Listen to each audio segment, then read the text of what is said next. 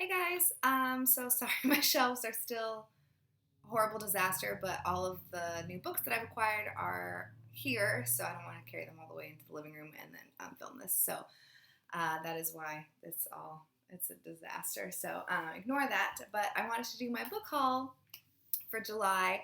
I do realize I have not posted a wrap up for my booktubeathon, but I only completed two things, so I'm just going to talk about them in my Friday reads tomorrow. Like I'll do a combined Friday reads and booktubeathon wrap up tomorrow. I'm still really behind on all the booktube things, but work.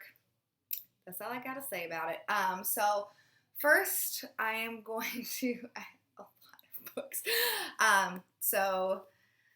I had on one day gone to a library book. It wasn't a library book sale, but it was a library book store, and it's in a different county than the county that I live in. It's in Washington County, I think, and I live in Multnomah County. So their pricing was like fantastic. There was basically a section for $1.50 for a bunch of trade paperbacks. So I got a bunch of books. The first one that I have is Swamplandia by Karen Russell. I have heard some negative and some positive things about this, but I have been really wanting to try her out, and I saw this there, so I snatched it up. Then I got Truth and Beauty by Ann Patchett. Oh, also, I have no idea what any of these books are about, just FYI. So this is Jenny from Jenny King's favorite author, basically, and I have read State of Wonder by her. I do own another unread book by her, but $1.50 for basically brand new paperback. Can't really argue with that. And then same over here. This is A Visit from the Goon Squad by Jennifer Egan. This won the Pulitzer Prize, and that is a list award that I'm trying to read all of. And I have actually, I think, only heard kind of negative things about this. We'll see. It did win the Pulitzer, so hopefully I'll kind of enjoy it a little bit at least. And then the next one that I have is a Sarah Vowell book that I was so happy to see. Assassination Vacation is this one. Maybe I should kind of know what this one is about. It says on the back, it's a journey to the pit stops of American political murder and through the myriad ways that they have been used for fun and profit for political and cultural advantage. So that sounds super interesting. I'm really excited to read that. And then also I got Moral Disorder by Margaret Atwood. I love Margaret Atwood. And for $2, I found The Luminaries by Eleanor Catton, which is in fantastic condition. So, of course, I wasn't going to pass that up. And they had this kind of deal where for every $5 that you spent, you got one of the free 50-cent books that they had outside. So I spent $9.50 on these books, and so they let me round up. So I got 2 free books. The first one that I picked, there wasn't a super great selection, obviously, because there were, but so I did find The Castle by Franz Kafka. My only hesitation with picking this one up is that maybe there's an edition that I like better, or a translator that I like better, and I should probably mention this is translated by Willa and Edwin Muir. So I'm not sure about that, but it's a Penguin modern classic. It just looks like an older one. And then also, I couldn't find anything else that I was interested in, but there is this book that is called The Coming of the Quantum Cats by Frederick Pohl. So I feel like that's some kind of weird sci-fi maybe type situation, and I couldn't really resist with that name. So we'll see. It was free. What's the worst that could happen? Also, on the free side, I picked up one arc from work, and this is called And After Many Days by Jauher Il. I'm not sure about the pronunciation of that. This is came out in February, and I think, yeah, he's born and raised in Nigeria, but he probably wrote this in English. Yeah, this is probably written in English. So I'm excited about that. And I was having a conversation with one of the girls that I work with at Powell's, and I was talking about how, I'm trying to read, I love Haruki Murakami, and so I'm trying to read his books, but these horrible new US editions, I absolutely hate them, and I really like the old editions, and it's impossible to find a copy of Kafka on the Shore in the older editions. And so she said that she had it and that she would give it to me, and that's so sweet. I'm going to buy her a new copy of it, but she doesn't have a problem with the new US edition, so I'm like, honestly, I was like squealing in glee. I'm so happy.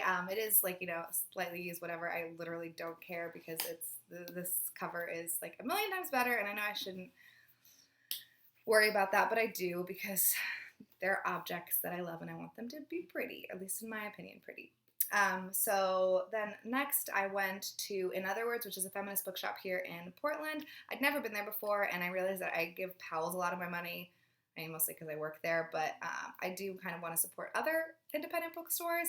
And so I went to In Other Words and I picked up Outlaw Culture by Bell Hooks. They don't have a huge selection of books at this bookstore, which kind of bummed me out a little bit. But I've heard Bell Hooks' name thrown around, and I know that Bell Hooks is like really,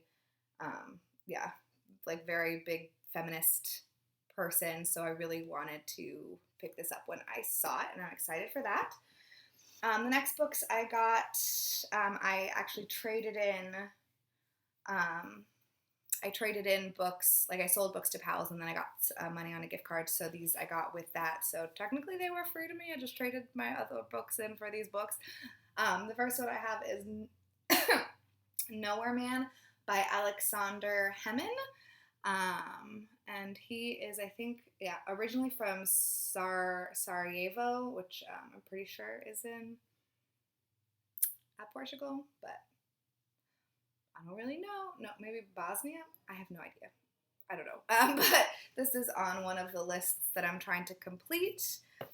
Then I also found this copy of 100 Years of Solitude by Gabriel Garcia Marquez. I think I'm going to return this, though, because it has this Oprah's book club thing on it that I didn't notice at first, and it's ever since I noticed it, it's been driving me completely insane.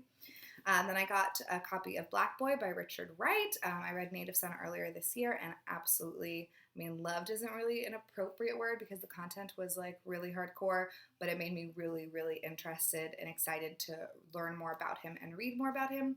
And I'm pretty sure this is like his biography or memoir or something like that, but true life events, pretty sure.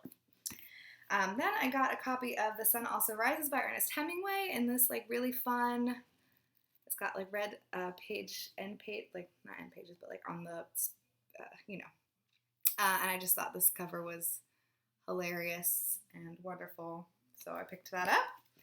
Then they had a copy of The Night Watch by Sarah Waters in these editions, which are the editions that I love, and so I was really, really excited to find this used. Very exciting. I also got Crime and Punishment by Fyodor Dostoevsky, and this is translated by, I already forget, Constance Garnett, which I think is an older translation. I asked Michael, he said this is the edition, like the translation he has, so hopefully it's good. It feels like smaller, though, than it should be. I don't know. I guess there's a lot of small font on it. And the last one that I got is The Princess of Cleves by Madame de Lafayette. So, yeah, this is also a really fun, like, old cover. And this one is translated by Walter J. Cobb. So this is also on, like, a random list that I'm trying to complete. So then the next books that I got are from subscription boxes. My back is killing me. Oof, sorry. From subscription boxes. So the first one that I have is they're both indispensable boxes from Powell's. I give them all my money, basically. The first one is Homegoing by Yassi. And it's got this fun, I got like some kind of marking on it though, which really bums me out. I don't know how to clean that off, but you've probably already seen the cover for this. Yay, and it's signed, so woo. At least I assume it is because they usually are. And then the next one that I got is Bark Skins by Annie, I don't know how to pronounce that, but it's got fun, weird tree on the cover. This one is a chunky book. And with Bark Skins, I also got this little book. It's Joy Williams' 99 Stories of God. And I was a little, like, stunned when I saw this because it has God written on it so prominently. But, I mean, not that there's anything wrong with that. I'm just not, like, a huge religious person, so I wasn't, like, super stoked on it, basically. Look how cute the end pages are. But I think it's, and if I don't know if you could see, but there's cute little dogs. I thought they were squirrels at first, but they're dogs. And a little boat. I think it's like it looks like flash fiction kind of. It's a bunch of tiny, tiny little stories. I do think that they probably are kind of spiritual, but yeah, I am really, really, really excited to read this. And then the last thing, I'm kind of ending on a downer a little bit, is the books that I got from the literary box. So I was subscribed to the Book Riot quarterly box, which was, Book Riot, and then through quarterly they sent out these boxes quarterly, but they have since parted ways, and so the quarterly company has kind of created their own literary box, and in it they pick an author that like curates the box, whatever, for each box. So they pick an author and then like their new release book, and then the author picks 2 other books. And so I had seen what the book was, but they like charged me for it. I mean, I was like excited to try it out. I'm just disappointed. It's The Singles Game by Lauren Weisberger. This just is not the type of book that I read, like, at all. It's the same author as The Devil Wears Prada, and it's like obviously about like tennis, and this is her picture. I don't know. This is just like not really my jam. I'm gonna give it a go because I got it, but yeah, so I'm not super excited about that. And then the 2 books that she sent in her, like the 2 books that she picked, were Still Alice by Lisa Genova. And I actually do really want to read this, but it's a movie cover, and I'm one of those annoying people. I'm talking a lot about like the aesthetics of my books in this video, but I just hate movie covers so much. So we'll see. I'll probably read this edition, and if it's a book that I love, maybe upgrade it. And if it's not, then I'll just have to either be okay with this being on my shelves or pass it along to someone else. We'll see. But I do really want to read this. So that was a pretty good pick. Then this other one is 800 Grapes by Laura Dave. I don't know. It has to do with wine. And see, just a week before her wedding, 30-year-old Georgia discovers her beloved fiance has been keeping a secret so explosive it will change their lives forever. I don't know. It's just like, ugh. It feels like chiclety again to me, and there's nothing wrong with chiclet. That's fine if you like it. It's just not what I enjoy. So I canceled the subscription, and they do send out they pick who the author is. Oh, actually, I do want to say this is pretty cool. That there's like little tabs for like different, little post-its about little sections of the book and like why she did it probably, or like what inspired it or something. So that is cool. But I'm going to keep an eye on, sorry, I just got an email. I'm going to keep an eye on the box, and if it's an author that I really love, like I'm kind of hoping maybe Jonathan Safran Foer, since he's coming out with a new book, like maybe he'll be the pick, and then it'll be like 2 books that he really loves picked in it. Because if it's someone that I really enjoy, then like I'm super, super down.